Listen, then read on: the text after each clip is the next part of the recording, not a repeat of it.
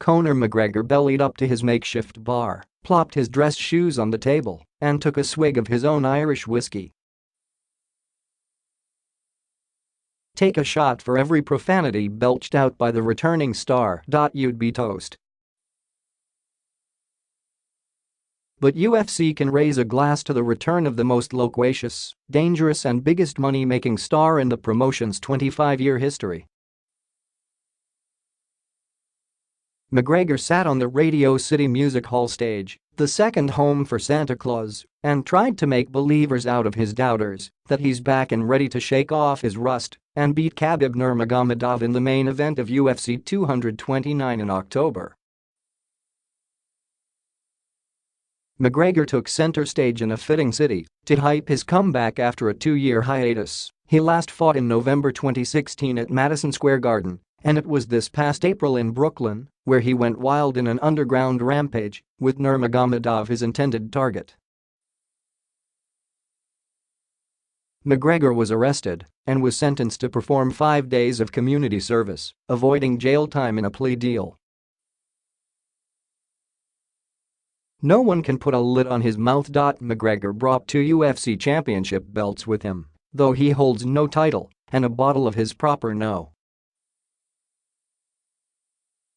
12 whiskey.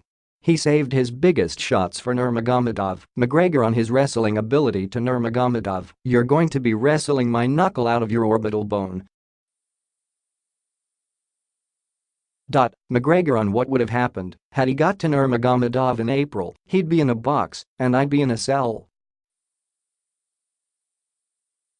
McGregor on his branded booze sponsoring the fight, "It's on the canvas. Like his blood will be on the canvas." McGregor and Nurmagomedov will meet on October 6 in the main event of the UFC 229 pay-per-view show at T-Mobile Arena, the same spot where Floyd Mayweather stopped McGregor in the 10th round of their one-sided prize fight.